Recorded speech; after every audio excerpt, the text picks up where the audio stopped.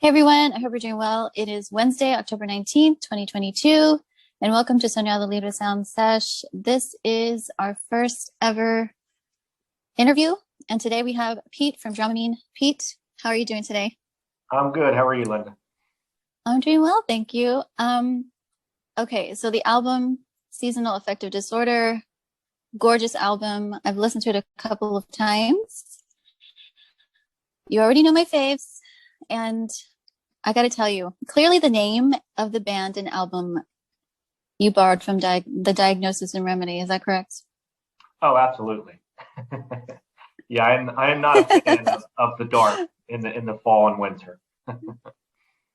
Medically speaking, anyway. So is this a direct connection? Yes, and you just answered that. Your direct connection to the winter and fall aversion. Tell us a little more about that. Sure. So I love the summertime. I love that it's bright out till 8 o'clock, 8:30 at night. I certainly do get a little depressed when the sun starts to go down at 5:30. It gets dark real early. So when I started writing the album, that theme just kind of came around, and then the idea of different seasons. And so the album kind of follows a path starting in the summer, and then kind of going through the whole seasons. So we get through it. We get through the darkness.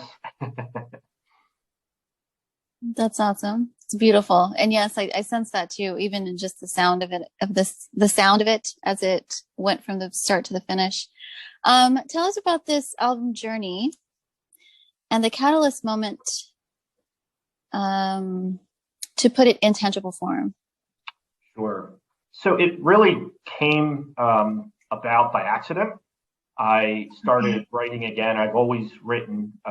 Dramamine used to be a full band back in the late 90s, kind of during the pandemic. Bought some new equipment, started writing a little bit more, putting stuff together. And when I started recording, it sounded pretty good. So I was a little shocked. It was the first time I've ever really recorded digitally. So I kept at it, just kept adding more stuff. And as I mentioned, started to see a theme kind of emerge. So it came really organically, wasn't something that I had planned to do, really just happened by accident.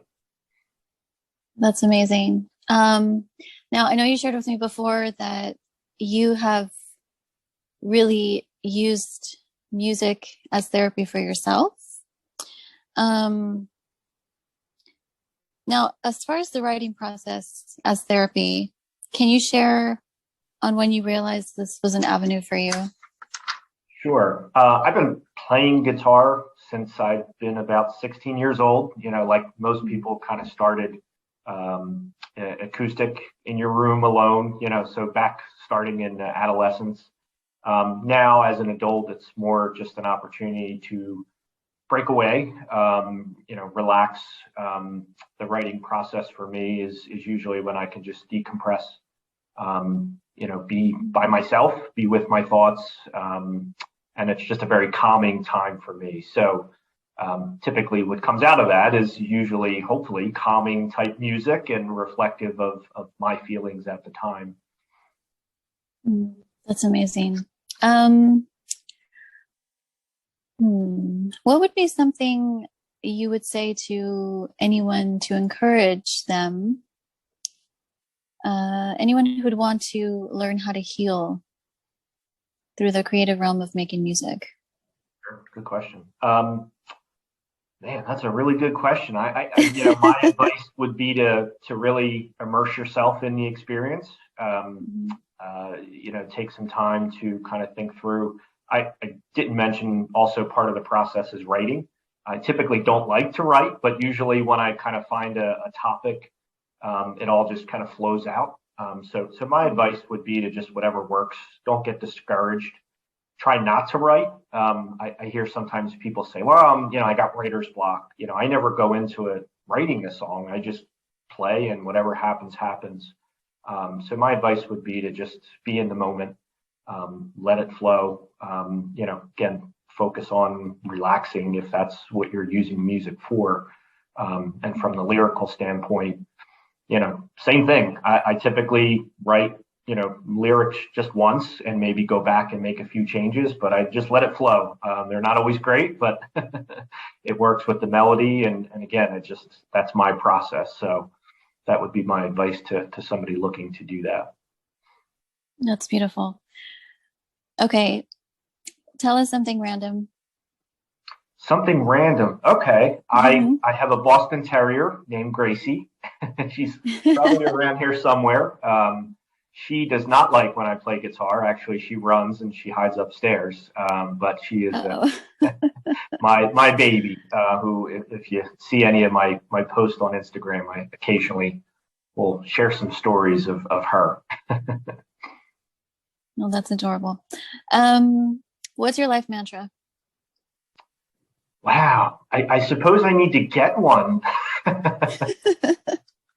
I guess, I probably said it about 3 times of just going with the flow, take life as it comes.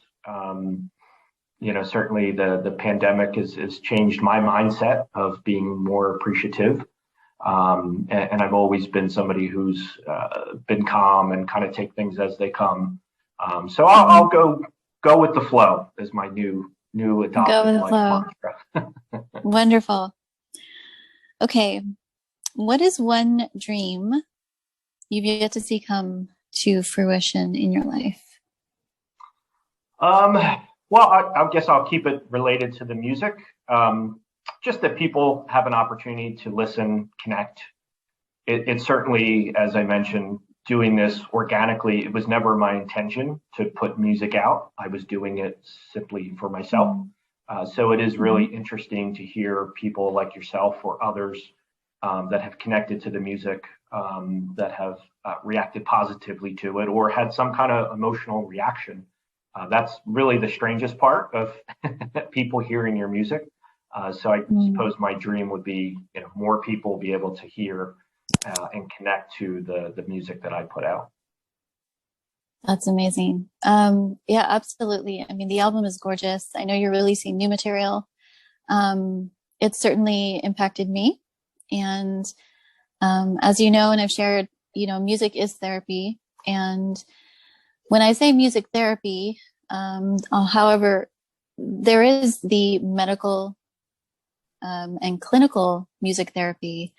But I speak more about just the natural therapeutic realm of music, both in the creative process of making it and also for those of us who are receiving it and who are interpreting life, our own life, through the lens of someone else. And I think it's very powerful to do that. And this album has certainly so many beautiful elements of capturing, like you say, the seasons of nature, but also the seasons of life, I feel. And I would certainly encourage, and I hope that many get to hear this beautiful album because it's amazing. And I'm excited about what you're putting out now, and what God has for you coming in the future.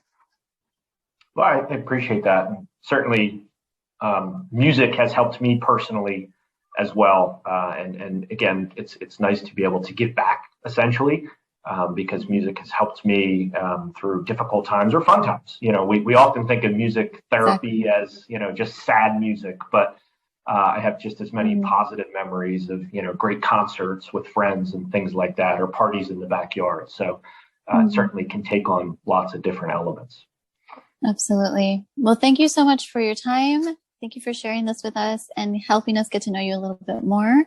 Looking forward to more in the future. Great. Thank you, Linda. And you're going to share a song with us. We're going to play it here in just a moment. And I believe it's my favorite, is it not? It's not. I shifted gears a little bit. I decided to play a song off of the upcoming EP. I thought it kind of fit the theme of music therapy. So it'll be new to you. So hopefully it's new. Well, tell us what it is. And by the way, those of you that don't know which one my favorite is, it is Sunrise Eyes. That's a good one. Probably the second song that I recorded for the album. That actually was the hardest one to record. This song, it's called If I Could. And I chose this one because it does have a very therapeutic theme. It's from the perspective of somebody trying to talk somebody off the ledge, so to speak. Wow. So it's Okay. not a personal biographical story. It's more of somebody trying to be able to talk somebody out of depression. So I, again, figured that kind of tied to it, and it's a new one. So I'll give you something new to hear. Well, that's perfect. Thank you so much, and we'll talk soon. Great. Thanks, Linda. Okay, bye.